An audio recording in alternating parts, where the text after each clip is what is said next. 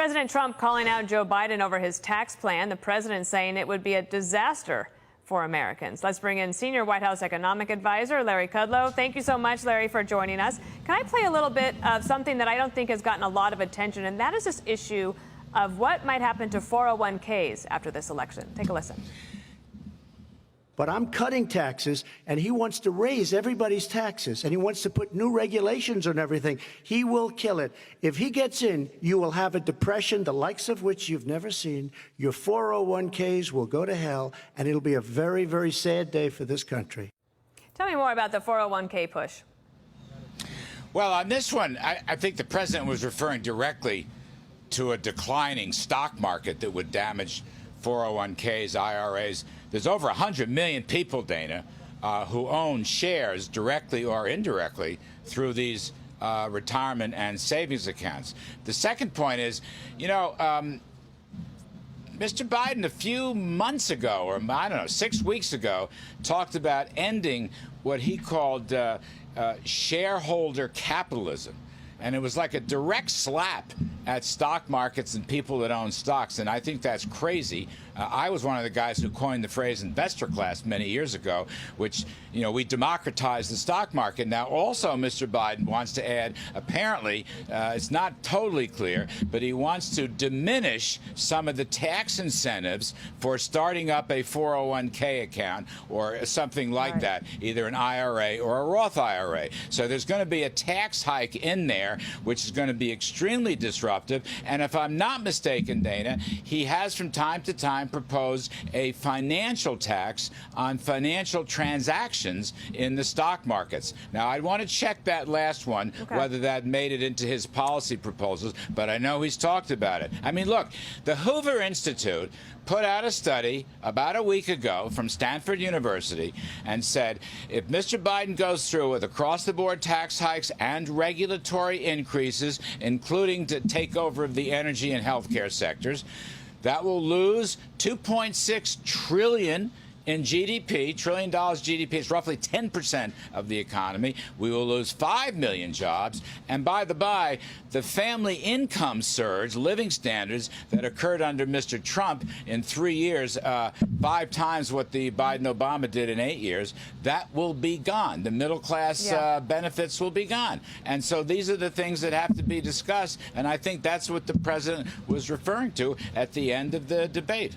He did. The president last night brought up with Joe Biden Biden's idea of raising taxes on people making over $400,000 a year. One thing the president did not bring up, and every time I see you, I want to ask you about this. He has promised a middle-class tax cut.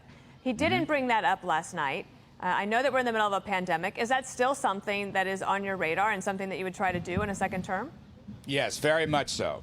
I mean, I actually spoke to the president yesterday afternoon about it and a couple of other topics before the debate. The trouble was, and I'm not demeaning the debate or the moderator, it just wasn't a lot of room for the economic discussion.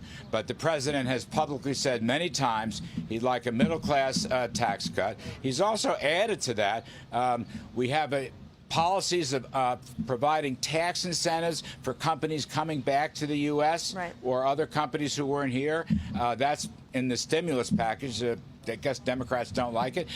We want to probably make permanent the immediate expensing depreciation so we get more business investment and productivity and higher wages. But yes, middle-class tax cut front and center. All right, then let me also ask you about the COVID relief bill, because last night Joe Biden talked about a dark winter. I actually think there is hope in the therapies and also the hope for the vaccine. But I am very concerned, and I'm sure you are too, about what could happen to people this winter if we do not get a COVID relief bill done. And it feels like both sides are just sort of slow walking this to try to prevent the stock market from crashing and thinking there won't be a deal before the election. But at some point, can the White House convince everybody to get to the table and do this, the right thing for the American people? Well, look, Dana, I think Secretary Mnuchin has been doing a terrific job negotiating on the Hill with Speaker Pelosi. And I think the president has backed him every step of the way. On certain areas, the president is willing to spend more money. I don't think it's really on our shoulders. I mean, we have Unfortunately, there's agreement on certain issues, and the committee chairmen are talking to each other, the 4x4s, as you're acquainted with. But it isn't progressing very rapidly right now. There are key policy differences that still remain. But do you think it needs to progress more rapidly in order to help the people who are being hurt through no fault of their own?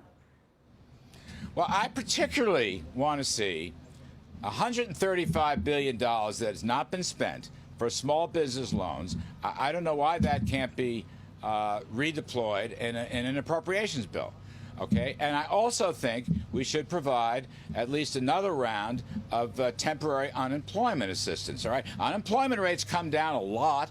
Half the folks who are out are now back working. That's terrific. We're at a V-shaped recovery. It's coming on very strong, but still, too many people are out of work. So I would provide assistance there. Those are two issues right on top that we wanted to help out with the school kids. Any COVID-related, restructuring or renovations. Those things should have been done as either separate bills or right away. Now the clock is ticking, though, as you know. The election's 12 days away or whatever it is, and it's going to be very hard to get it done. We have, but I just want to defend my friend Secretary Mnuchin and POTUS on this. Just quickly. We have tried very hard to narrow the gap, very hard, but we just can't leap the final hurdles on policy disagreements.